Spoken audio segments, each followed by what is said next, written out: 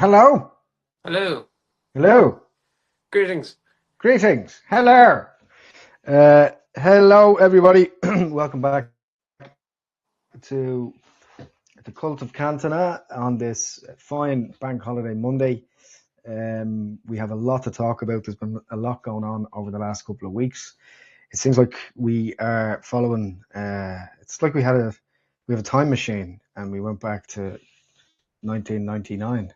United are playing well again. All seems rosy in the garden. James, how are you? Feels so good, especially with the last three results now. Three wins in a row. Getting to see Michael Carrick equal Ruben Amorim's win streak after his how many 48 games compared to Michael Carrick's three. So I think this is the happiest I've been as a United fan since like 2013. It's crazy, isn't it? It's like night and day. Like what it does for me is it just shows that, if you're trying to force feed a baby food, they're not going to eat it, are they? No. And that's seems to be what the players. The players weren't happy in the system, didn't want to play in the system. Everybody just seems to have, a spring in their step and a bit of weight off their shoulders. Apart from Cunha and Mbeumo, who are doing it week in, week out, regardless. But they're just saying it just seems much more cohesiveness. Team spirit even seems to have lifted an awful lot. You can even seeing Casemiro come off there against Fulham yesterday. Everybody just seems to be in love with it all again, which is great to see. Looking back on the last couple of games, because we haven't been on in about a week, you have to say that they look. I'm trying not to jump the gun Yeah. in any shape or form, but they seem to be back. Back. Back. What do you think, Good James? back. Do you know what? Like it kind of goes back to when we were talking about it when we were with O'Shane as well. I was kind of excited to see what Carrick could bring into the team. Yeah, Because we were talking about on what he was like with Middlesbrough and stuff like that as well. I was more excited to kind of see what he was going to do if he was given the firepower coming into this team. yeah, Because like with Middlesbrough in his first season, I think he had Rodgers on his team, who's now with Aston Villa.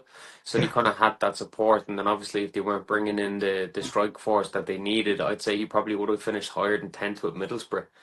But like looking at him coming into that United team with the likes of Casemiro, Mainu, Bruno Fernandes, there's two players that we were talking about who could be leaving, or three players actually that we talked about who could be leaving at any point. Like at the start of the season when we were talking about the podcast, these are players we thought would probably fall off during this season. But that was when Amorim was still in charge.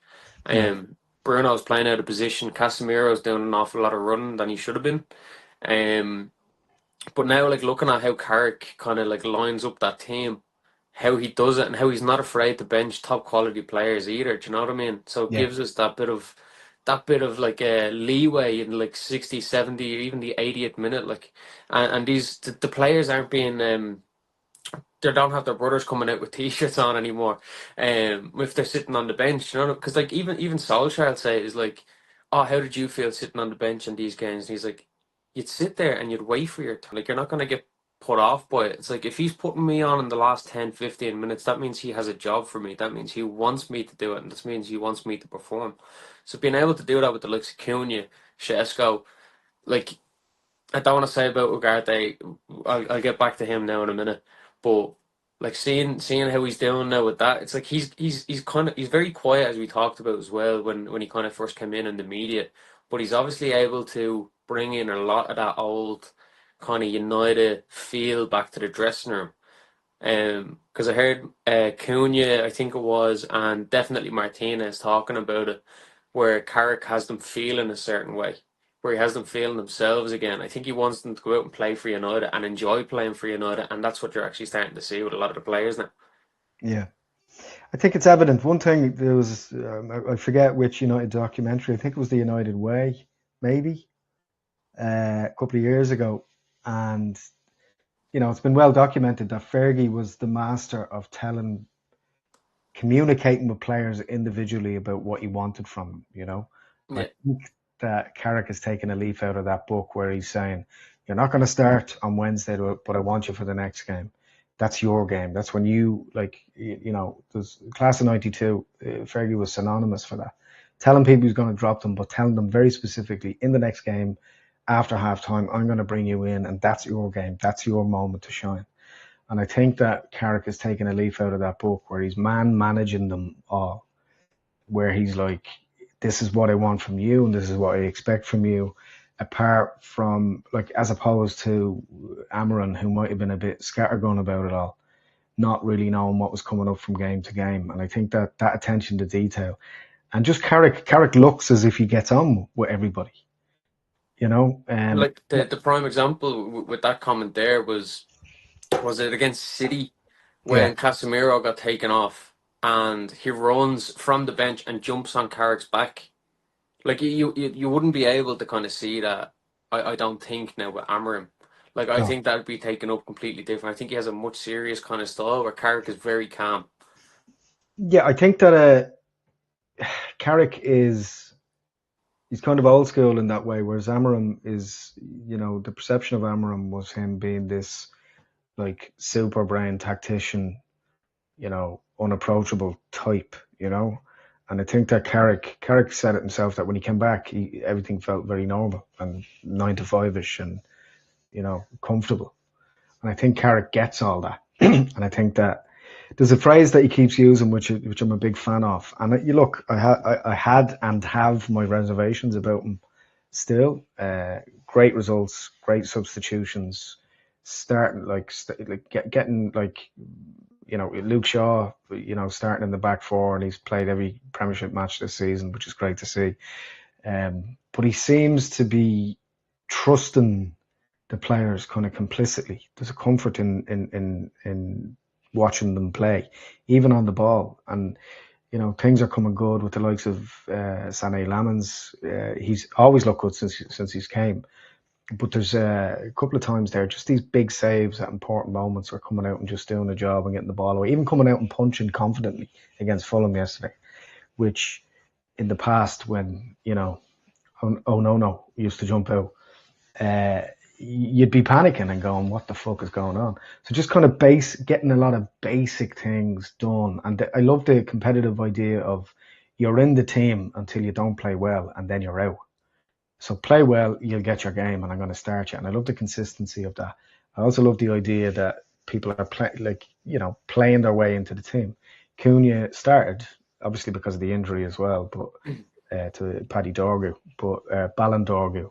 Um, Dorgy Best, as the names are becoming, and that's a huge shame for him, because I think he was playing himself into a completely different position, starting position for Yeah. United. He's coming And into that kind of Gareth Bale character arc, going from left back to left wing to yeah, then making a totally. mark in the Prem. Yeah, and like there was, I think that's exciting to see, and I feel sad for him for that reason, because where would that have gone? And I'm curious to see what will happen when he comes back. Yeah. But the Arsenal match, I'd have to say that, just looking back on that, and say that, I didn't think we were going to get walloped, but Arsenal are, whether we like to admit it, one of the best, despite the fact that 4 or 5 of their players are not on fire on all cylinders. They're one of the best teams in the world. To beat Inter, Yeah. 2 weeks ago, you know, Like um, when we kind of broke it down as well, and we were looking at it, I had a look at some of the stats actually after the game. San Lamens, I think he made 3 saves in that match, and David Raya yeah, made none. Which kind of goes down to blocking from the Arsenal's defence, us not finishing our chances. But then when we did get chances, we did capitalise on it. Because yeah, obviously we didn't have as many shots in that game as we did against City, or even as we did against Fulham. But it just kind of shows the quality and the difference between the two keepers when he's making saves. But like, to be realistic as well, nobody's saving those 2 chances or even the 3 chances. no, Like in Bumo's composure to take it around the keeper. Dorgu's lovely 1-2 with Bruno to then put it into the top corner. And then as well, Cunha's just like that just kind of shows as well the kind of the positioning that Amarim had Bruno playing in. He was way too far back. He was very defensive, and now he's back playing in that number 10 role where he's able to have that freedom across their defensive line in yeah, behind their midfield. To make these link up plays with the likes of Cunha and Dorgu when he wasn't injured, or even Mainu in the middle, and then using that width as well to then kind of spread Diallo out. But as you were saying about them like lacking quality and stuff like that, like their top scorers this year are on goals. Um, and then on top of that as well, when we were talking about me and Ocean were breaking it down, I said I have a feeling that they're going to struggle down there, like the left hand side or their right back. And that's basically where three of the goals came from because Saka gets so much praise where he's now starting to believe it himself. And he, in his own mind, doesn't believe that he has to track back and win that ball back. Like the way our players are doing it. For example, like I think Paulie mentioned it in the WhatsApp group earlier on where it looked like we were kind of playing in the Ruben Amorim formation when we were defensive because Diallo was pulling back into kind of like a right wing back situation. And that's the way the wingers are supposed to be doing it in the Premier League, especially. But Saka, as I said, I think he's starting to believe his own hype a bit too much, and he wouldn't follow down that left hand side, and that's where three of the goals kind of got created because they didn't have the support on that side, and it just left massive gaps in the middle. Yeah, I like their bottle jobs, Arsenal. Yeah, I can't like as solid as they seem. I don't think you can win a Premier League, and there's a lot of football left to be played. What was it, 10, 11 games? yeah, I can't see them winning the league if I know Gyökeres scored the other day, but he's been a busted flush for them. He really yeah. has. If you're looking at Mbuemo over Gyökeres, you'd have to say that we looked out there big time. Yeah. Even looking Um, at Sesko compared to Gyökeres now at the moment as well, like he had literally two prime examples there actually coming from that one. You've got the game against Fulham. yeah, Our striker was in the box in the 94th minute, and he managed to pull off an amazing strike to then win the game. Like like beautiful. And then Gyökeres had a similar situation in the United box against us. I think we were winning 3-2, and he put it out for a throw in. yeah, Do yeah. you know what I mean? It was a crazy fluff. Yeah, it's a confidence game. Like footballers, like particularly strikers and centre forwards, it's an absolute confidence game. And if they're not on form, they're not going to score. And No. even the Sesko thing about, you know, you can see that everyone around him, like you could see when he scored, and it was a like incredible goal under pressure. Like the ball keeps, like I feel for him over the last, even the running up to the just when he came back from injury and the few games that he had with Amarim before he moved on. You were looking at him, the ball was getting caught under his feet. He just seemed to be overthinking everything, a bit like Rasmus last season when Yeah. there was so much pressure on him. But all the players seem to be incredibly encouraging of him and helping him and uh, on his side, Even which was great to see. Even Xerxes, when Sesko scored, was all over him, hugging him. Like if you're thinking back to kind of, or even if you're looking at other clubs and that like fierce competitiveness of between strikers and stuff like that, you wouldn't see that level of kind of support and Yeah. engagement like that. It's not in Xerxes' interest if Sesko plays well. Yeah. It isn't. No, 100%, because they're fighting over the same position. But when you as you were like, it kind of goes back to what you were saying as well with the group setting and how they're all getting along and they're all starting to bond and stuff like that now. Because they're all, I think they're taking Carrick's advice and now they actually are starting to enjoy playing for Manchester United. And I think Xerxes now understands his place and what he has to do, whether he is going to get a move now today or not. Obviously, it's not looking likely, but. To be fair, it's like if you're sitting on the bench for Manchester United, that's a great achievement in itself. Yeah, so I'd take it. So I'd do a Tom Heaton fucking, for 5 years there if I could. Yeah, there's that's the school of thought. Yeah, absolutely. And to get in, get a chance, and try and make a name for yourself or whatever. But if you're a young player as well and you're ambitious and you're not, you look at someone like Bruno who's absolutely tied to the club and he's a fan, and there's a part of me that looks at Bruno just as an admirer of his as a footballer, where you're going, Jesus, just like a League Cup and an FA Cup over, 7 or 8 years if he stays for another 2 years, and no Well, return on that. he's got a nice European Cup there as well to back it up. Um, I think he got one. Who was it that won the in 2017? I think he was there, wasn't he? Did he win With that? the, what for the Conference League, was it maybe? Yeah, was it the Europa League? Was he Uh, there for that one? I don't, the who one? The United one. No, he wasn't. He only came in like 2020. So this is Was it sixth year. 2020? Yeah, No, yeah, 2019 or 2020. So yeah, looking at that and going, uh, I feel for him. You know, well, I watched the Rio Ferdinand interview with him, and you really get a sense of his incredible loyalty. You know, for a couple of reasons. Number one, he's a United fan, and yeah, that can be a blessing and a curse. You know, because he wants to see the club do well, and he self-sacrificed so much. But he seemed off it yesterday against Fulham. yeah, Maybe he's just a bit tired or lethargic or there's something going on. He might have been unwell and he played because we know he does that. You know, he might have had a cold or been carrying a knock and he played because that's what Bruno does. yeah. And we just expect him to.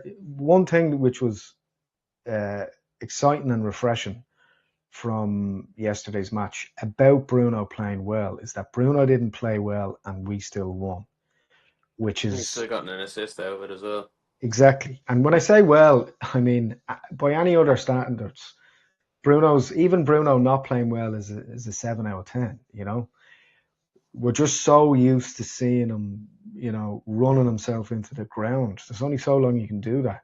He Yeah, doesn't get injured. For the most part, he's playing nearly every game. He's only missed what 3-4 games in 6 years for United, where he was unfit to play. I mean, those kind of stats are Ronaldo stats. They don't yeah, exist. That's someone getting injections to play through pain and stuff. That's what that is. And I admire him and I love him, but I'm looking at him going, you know, would it be the worst thing in the world if he moved on for his own career? It's great to see someone play well elsewhere, knowing he was an ex-United player as well. yeah, You know, and I think that United are, as a club, looking at other options now, and I think it's starting to materialise on the horizon that they're looking for someone to replace Bruno, and I think that's where the Cole Palmer thing comes yeah. into the equation. Is Cole Palmer a better footballer than Bruno Fernandes? At the moment, I'd say no, No, because he's not as consistent as him, but that doesn't mean that he's not incredible. because like Well, bringing him and his mentality into the current United team could work wonders. Because if he's back home, and saying back home, I mean Manchester, but if he comes to United as another United fan, coming into that environment with all the young lads coming up through it, welcoming him in, he's going to be playing with people that he knows before, like Mason Mount, Kobe Mainu. Like these are boys he's mm, played with in England and stuff like that as well. So it'd be nice to kind of see him coming into that club, getting comfortable, and then having the minutes and stuff under his belt then as well.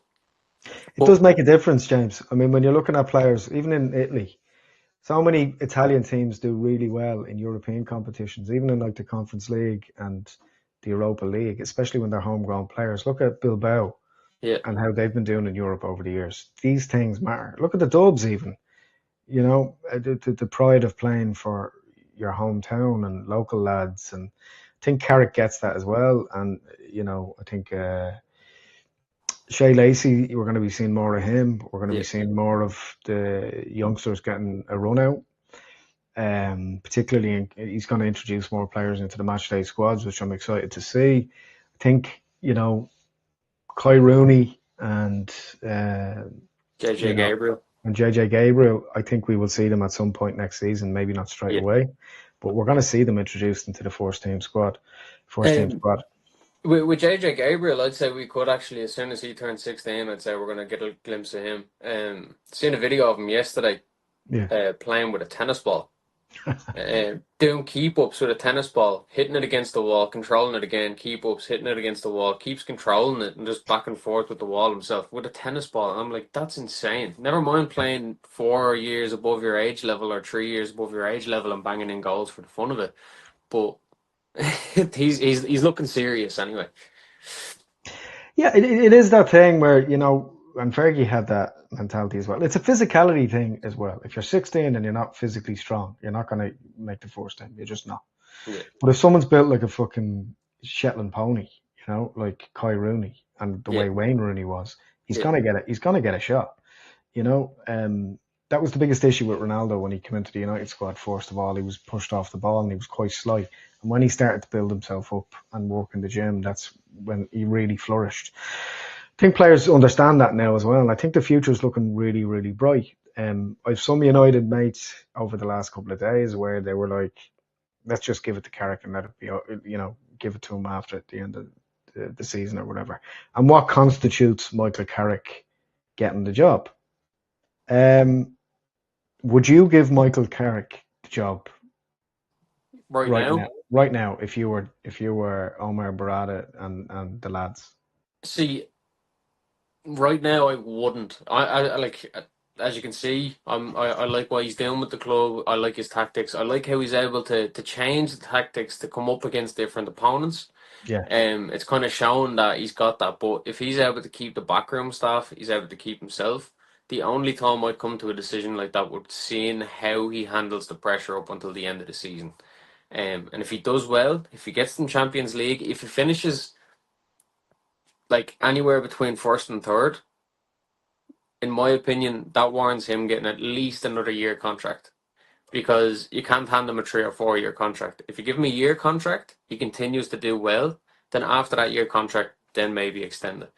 Because the reason I say something like that is because we jump between managers too often, and if we're constantly looking for a style of play that we want, because like obviously we're very picky as United fans, and we're so used to us playing in a certain kind of way, a certain formation, and a certain attitude. There's no point in getting what we want, having it there in front of us, and then finding somebody else to then change it all around again, looking for new players, all that sort of stuff, and then we're back to square one. Whereas if I think if he's going to have 6 months now on this contract. If he finishes it and does it well, then he can start preparing for next season. Give him the year contract. See how he does with that. Give him whatever support he needs, whatever players he needs. Um, Obviously don't completely change the team around. Like any like spots, like Casemiro's going to be leaving. In my opinion, Ugarte should be next. I think Xerxes should probably head off because I know Hoyland wants to come back, and I think Hoyland could probably do well in that system.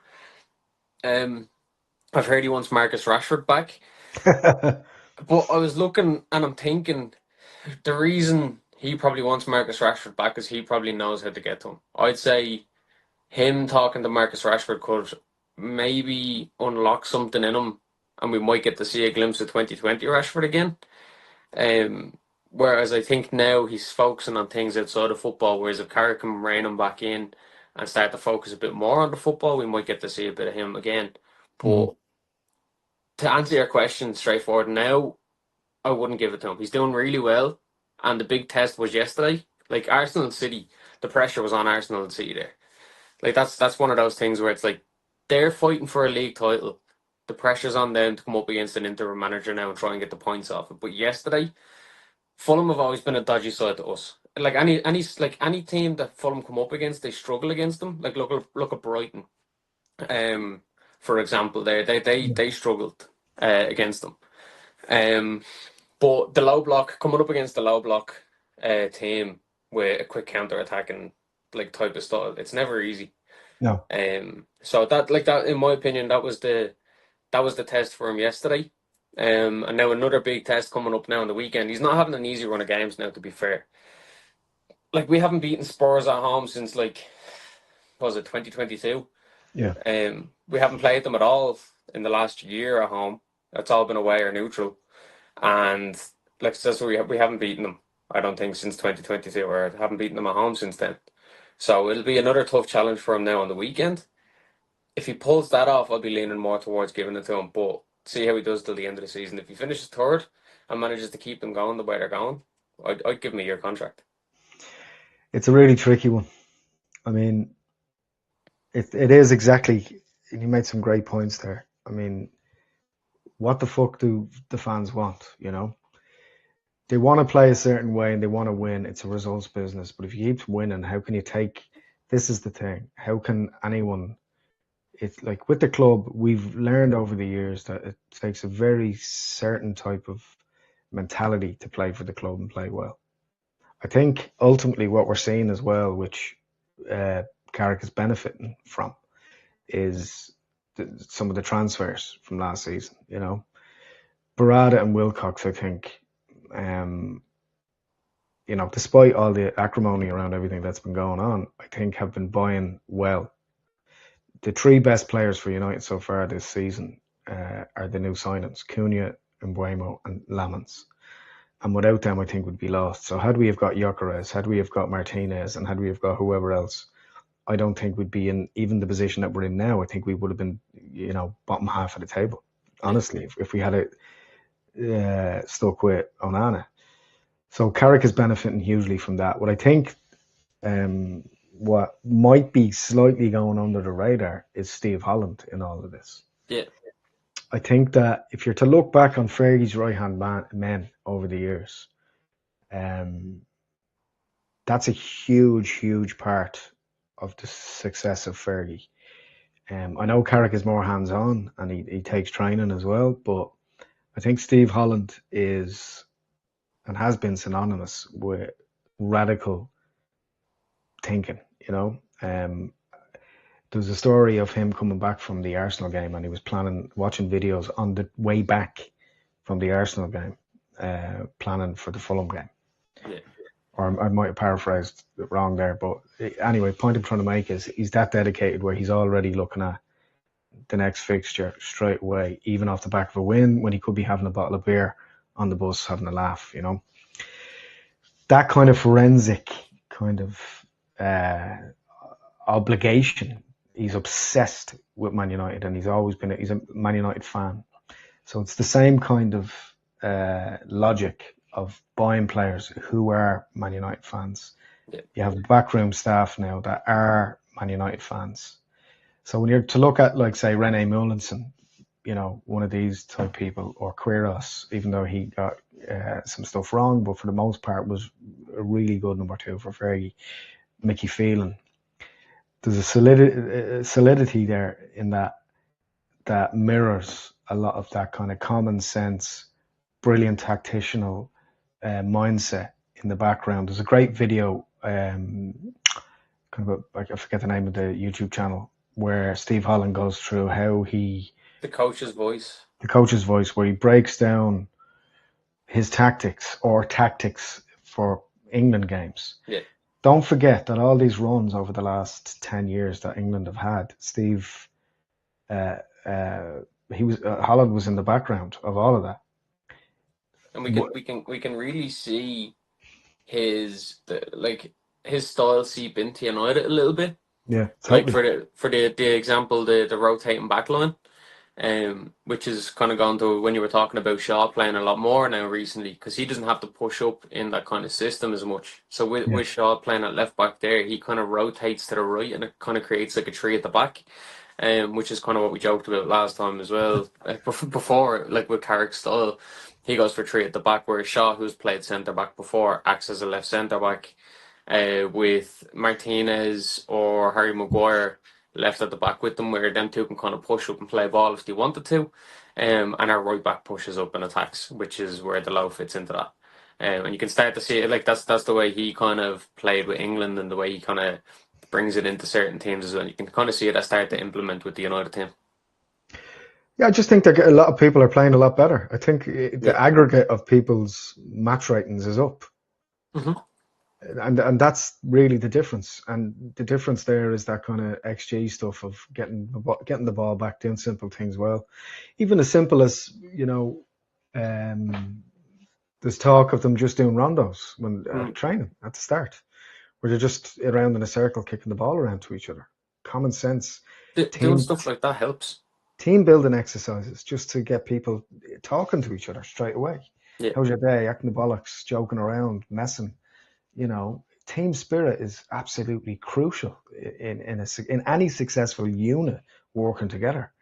I think they've got that again. And look, in no way am I being in any way xenophobic when I say the following, but you know, when you bring a whole backroom staff in from a different culture, more or less, like Amram did, you'd have to say that some stuff would get lost in translation. It just would. Yeah. I know it's a very international squad, etc. But these things do happen. And I'm not saying that was a good or a bad idea, but what do we know from the past? We know that when Moyes brought in his own complete backroom staff, um, it was curtains for him, because Yeah, things change too quickly. And you can't, if a whole new management structure comes in, there's no one that you can go and talk to. There's no one that you can infiltrate to go, this is not working, you know? And so I'm delighted for Carrick. I think yeah, that he's just going about his business really well. He is, and he uses this term a lot, best in class. We want to be the best in class. yeah, Never too high, never too low, getting on with business, celebrating like madmen when they score and when they're doing well. But just, everyone just getting back, the last man back type attitude, go and get the ball, give it away, you get it back type stuff. The stuff that Ronaldo was taught very early on, yeah. And The press. everyone seems to want to get on this train. Like every ex-player seems to want to get into that backroom stuff. Yeah, They're all saying it. and that's what I was happy as well. To see Johnny Evans be getting put into the background stuff because these there's two solid United players. Like it's you're not they're not going to get compared to like Vidic and Ferdinand or like Scholes or like when they were playing or even Giggsy or anything like that when they were playing. But there's two players that Fergie trusted Mm-hmm. to bring in and to do a job. And even Johnny Evans left and came back and gave us a dig out again. Do you know what I mean? Like these are two strong players who probably aren't as physically in saying that as well. That Carrick was like amazing on the ball. He wasn't like showing off or anything like that. He'd do things simple. Like he'd keep the ball close to himself to make a pass rather than making that touch so he didn't open himself up to a press. Mm-hmm. But having two players like that coming into the backroom staff who understand what it's like to play for United, to understand the DNA of United and how important it is for every single fan uh, to be watching the football and for the excitement. Like these are two players who've been in that situation, who know the situation. And it kind of goes to what you were talking about as well with the backroom staff. Johnny Evans isn't new. All these players know Johnny Evans. Some of them were playing with him last season or the season before. Um, they know who he is. A lot of them know Carrick as well. Some of them probably know him from when he was with Solskjaer or when he took over as interim. If it Mm-hmm. hasn't changed that like too dramatically, but they're all well known around the club. So it's not Yeah. like they're making that complete switch like what David Moyes done or what Ruben Amorim done. Like these are lads that they've seen and that they know, and obviously Carrick getting involved in a lot of the training sessions is great. Like I love seeing that. If a manager's getting involved in a training session with you, you know you're not doing it alone. Yeah. Do you know what I mean?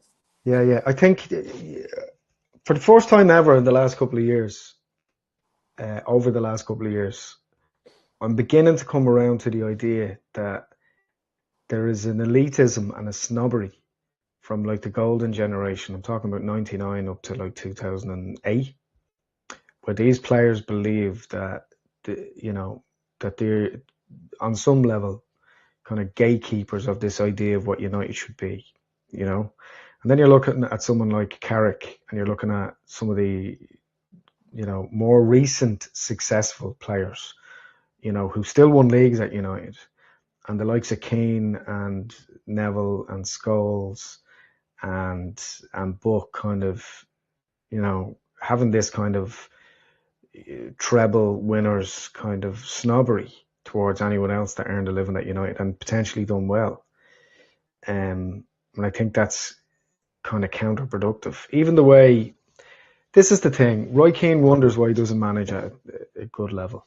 And the reason why he doesn't manage at a good level is because Roy Keane loves a vendetta. Yeah, He's not happy unless he's at war with somebody. He's not happy unless he is in direct conflict all the time. And some people go, well, that's a warrior's mentality or whatever else. But when players retire, they chill the fuck out. You look at, even look at Ferguson and Wenger. They're pals now, yeah, And I think that Roy Keane, as entertaining as he is, and it's easy to jump on the Roy Keane, gravy train when he's attacking players when United are playing bad.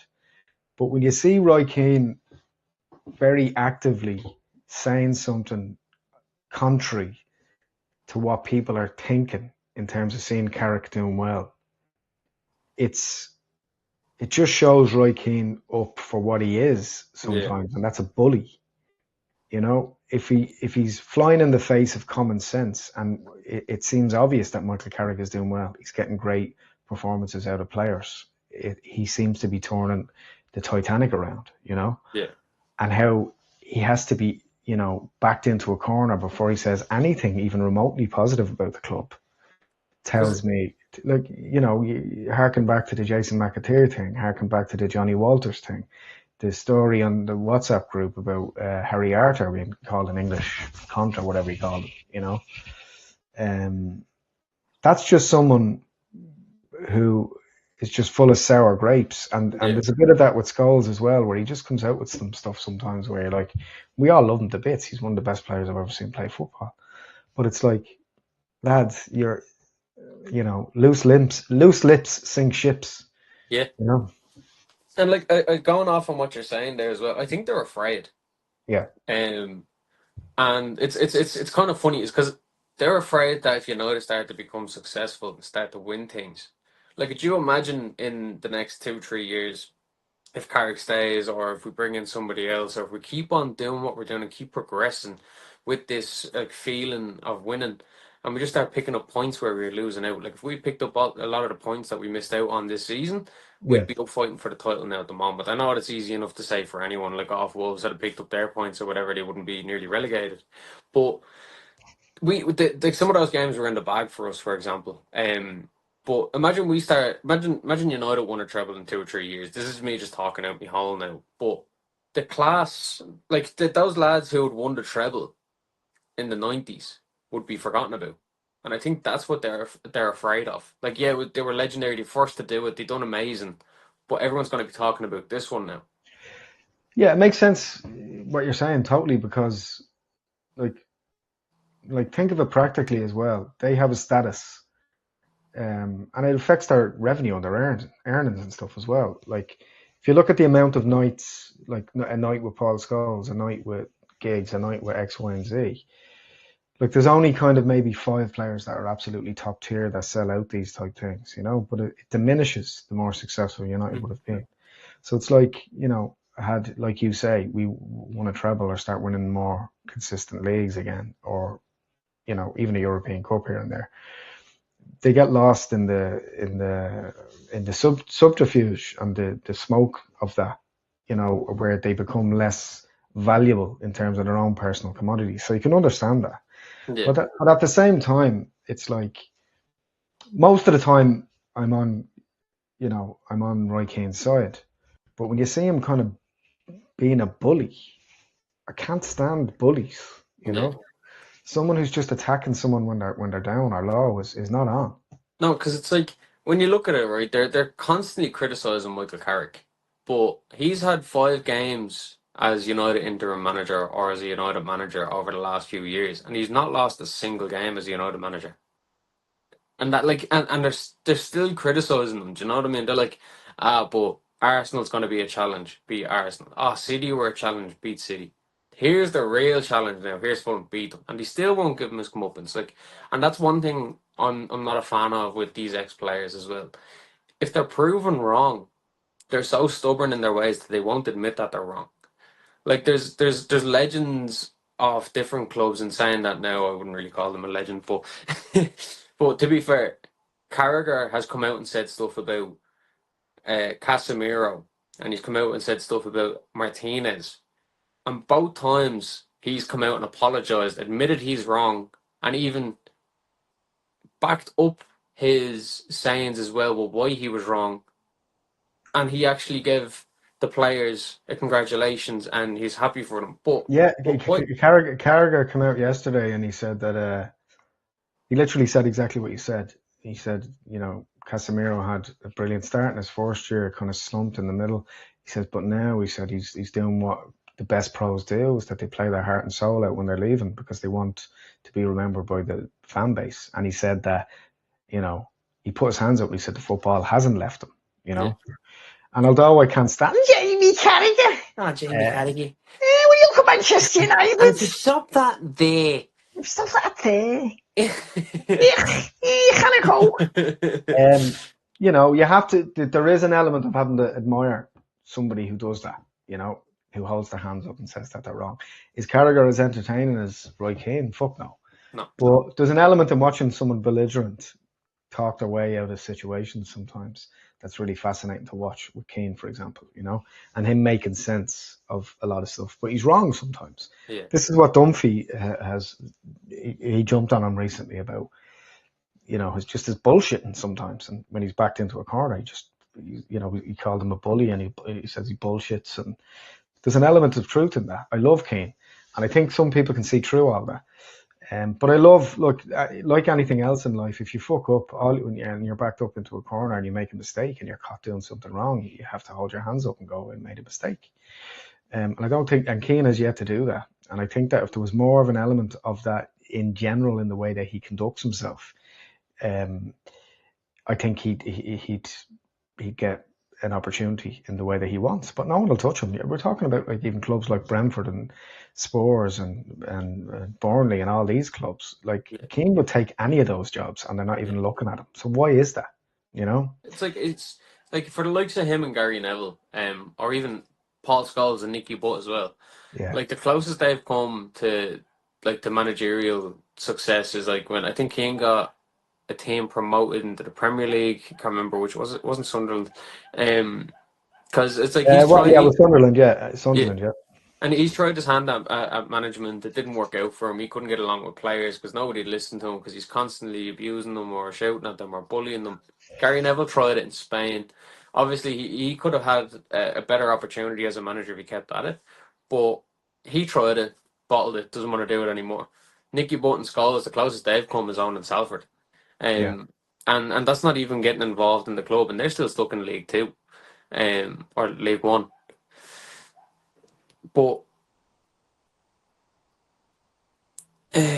Sorry, yeah, I was going to say I think Keane will get a shot eventually, but I think it'll probably be Salford because yeah, he was at Salford last week or the week before with Steve Bruce, and you can see that they're kind of lining him up if they go up this season, and then when they do get into the Championship, I think that's when Keane will get a shot, and he'll manage Salford again. He'll manage a team again, being Salford, you know. But yeah, look, overall, what I'm trying to say is let's concentrate on some positives because we're kind of meandering, giving out about ex players who yeah, don't even play anymore. You know, Cunha is playing fucking incredible. yeah, Mbumo's just doing it week after week after week. Even his work rate, if he doesn't score, he never stops. He runs himself into the fucking ground. Harry Maguire, and I have to hold my hands up in a very similar way as to, you know, as what, to, similarly to what I referenced earlier, and say that Harry Maguire is a class act. And we were really wrong on this podcast before your time, James, but lashing into him. His mentality is elite. He fits perfectly into kind of any system, really, at United. He understands what it means to play for Man United. And most importantly, when we're really down in the dumps and it's the last fucking 5 minutes of a game, you'll see him like a la Steve Bruce, because Bruce used to do this as well, and similar kind of stature and similar kind of skill level. And he'll go up and score a goal for us.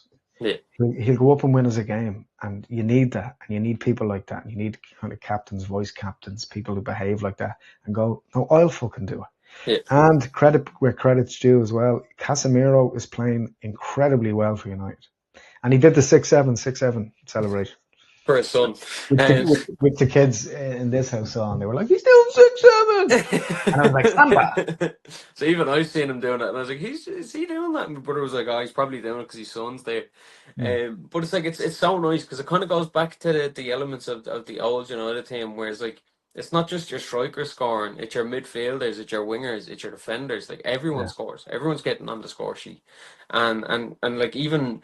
Obviously, before I was on the podcast, I was even berating him. I was like giving out about Harry Maguire all the time.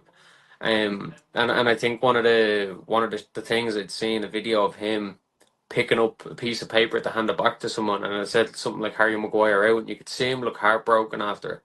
And I remember I'd seen that, and it broke me. I think it was in pre-season as well, and I was like, I really want him to come back around now. I want him to be able to come out and play the way he thinks that he wants to play.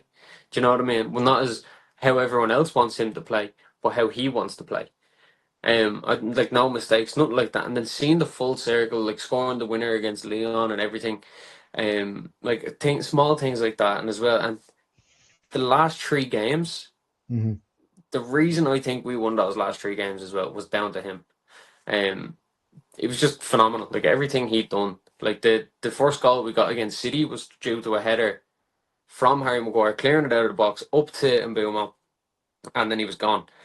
Like the man of the match against Arsenal, and then even yesterday, you seen him. He put in a shift. Like he gave away a penalty. That was unfortunate. I think he got a touch on the ball, um, slightly, but the work he's been putting in, like as you said, is absolutely phenomenal. Yeah. Um, but it'd be interesting now to see how he comes up against Spurs. Yeah, I can't see us.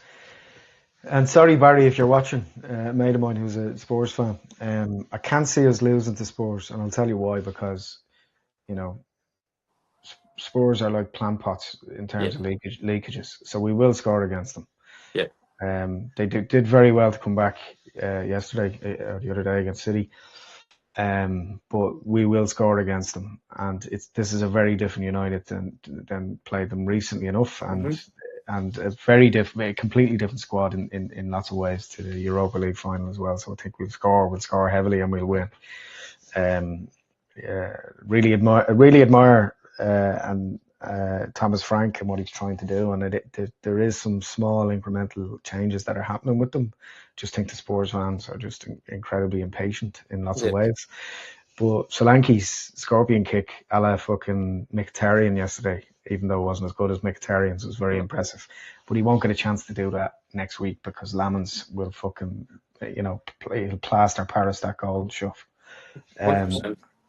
I can't see us, but I can't see us losing against Spurs. Having said that, anything can happen, and it might be beyond the realms of possibility to win every single game at the end of until the end of the season. But as Mystic Deck said, who correctly predicted the 3-2 win against Arsenal and the goal scorers. So if you had a few bob on that, you would have made a fortune. Yeah. As Mystic Deck says, anything can happen with United, and he's dead right. I mean, is it possible that United, like we're 12 points off the top or whatever it is now? Um, if Arsenal lose three games, and it's happened, there's been capitulations, and They if still have to City, go to the Etihad. yeah, look, I think we will definitely be back in the Champions League, without sounding arrogant. I think because we're just better than Villa, Yeah. marginally, but better than Villa now. And I think anything can happen. I'm not going to say we're going to go on and win the league, but if that happened, I wouldn't be surprised. United have done it before. Crazy shit happens in football, and with respect to Arsenal supporters, they have bottled it 3, 4, 5 times in the same way as is very possible. Because You it's know, gonna go down to it, and it's literally gonna go down to who wants it more, and as I said, the pressure isn't on Carrick here, it's on Pep and Arteta. totally. Do you know what I mean? Because it's like you can see the three teams kind of start to feel the pressure a bit. Do you know what I mean? Like yeah, Arsenal won what was it 4-0 on the weekend, but like even looking at that as well, it's like that's after coming back off. I think they drew and then lost to United and then they got to win. Like Yeah, if you're going to be holding on to the title and you want to win that title, you need to be winning those games. yeah, Like those games are important. And then City dropping points against Spurs, Aston Villa dropping points against Brentford, Keith Andrews masterclass. Um, like even looking at that, it's like they're starting to fold under pressure. Whereas now, this is where United thrive because even when we're losing, we're under pressure. Do you know what I yeah. mean? It's a I mean, if you're constant. even looking at, yeah, totally. I mean, if you're looking at Arsenal, right, there's 11 games left, right? Say Arsenal lose two games in the next 4 or 5 games in the league, just two. That brings it down to a 2 or 3 point gap between them and City. And then if we continue doing what we're doing and we win even 3 or 4 of the next games and go on a run, we're already on a run. Yeah, We would only be 3 or 4 points off the top, theoretically. there or thereabouts. And I think stranger things have happened in football. I'd Yeah, love to see it. And I'd love to. Here's the thing as well. Because we don't have the cups to look forward to, I would love to see United just shake things up and challenge them and just be hot on their heels going into the last 3 or 4 games of the season where it's like, statistically, anything can happen now. Even just in terms of fucking up City finishing second, and just shake things up. And that's the United way, that kind of hashtag believe thing. yeah, Look what we do. We've had 2 3-2 wins in the last like United are box office. yeah, And you have to say that they look like no matter what's happening with them, they're going to win. And no matter who they're playing against, they're going to win now. yeah. Because And as it's Fergie always said, James, leagues are not won in January, or in December. yeah, 100%, and I completely agree with you there as well. Because it's like this. It's not about how many goals you can put by. It's how long you can stay on the pitch and put the minutes in for, put the energy in for. Because like yeah, we conceded. Um, we conceded in like the 90th minute, but then literally the same thing is what happened against Arsenal. While they were still celebrating their goal, we had already put the ball in the back of their net, and that's what it's about. It's about that fight. Do you know what I mean? It's about wanting to get back up the other end of that pitch, and it's about wanting to get the next goal, and it's about wanting to take the 3 points home. Like you don't see that with Arsenal. Like I've seen them playing before, where they're losing 2-1 and they're passing the ball around the back because they're afraid to do it. And that's what I'm loving about this now as well, is that they're taking chances. It's not only about safety. Like the last 3 matches, the only team that we beat on XG with all the stats and stuff. These stats don't mean bollocks, but the only team that we beat on XG is City. I think we got 2.0, they got 0.7. We lost it on XG and possession to all the 3 teams, including Fulham. We lost on the amount of shots taken against the last 3. I think we lost in a few other things as well, a few other different stats. The corners as well. We can see it in uh, like it's so many uh, amounts of corners, but we ended up coming out as winners on all 3 of them. Yeah, the hunger's back. The hunger is back, and unlike some of the WhatsApp conversations and remarks and comments that we've had on our group over the last couple of weeks, you try and keep it measured and this never too high, never too low kind of thing. But the reality is that all of the stats and the XG and the results show that United have improved drastically over 3 games. And that would make me, as a footballer, really confident going into any game now and we have the squad. We could do with a striker today, just someone to back up Sesko. But Mbuemo and Cunha are, you'd have to say, absolutely world class. And worst case scenario, if we just get Champions League next season, I'm so looking forward to going out on Yeah, Wednesdays and Thursday nights to watch them again. yeah. Tuesdays Um, and Wednesdays now. oh, sorry, pardon me. Yeah, that shows how old I am. Is Is the Champions League final still on a Wednesday? Is it? it on a Wednesday? Is it? It's on a Wednesday. No, it isn't. James, thanks, mate. Thank you so much, Paul. It's been an Uh, absolute pleasure as always. to see your smiling, beardy face has made my bank holiday Monday. Ladies and gents, thanks a million for watching the show. If you like what we do, you can head over to buymeacoffee.com/Cult of Cantona. You'll see it on the ticker tape below. There's also a QR code there. Scan that. Buy us a coffee, and you might see us out and about at United games or at various different things. Our own man was at the match yesterday in Old Trafford as well, so keep an eye out for us. We do go over quite a lot, the likes of Deck, myself, and different members of the team. Support us where you can by sharing the show, getting involved with us on Instagram, on TikTok at the Cult of Cantona. We also have a Facebook group. If you search for it, the Cult of Cantona on Facebook, and we have a WhatsApp group as well, which I will put in the description where you can join that. Have a great week, and let's hope that Spurs have a very Spursy match against United next Saturday. Did you James, do your prediction? oh yeah, let's do a little old predictoroo. What you reckon? I'm gonna say a nice 3-4-1 United. Okay, who's going to score?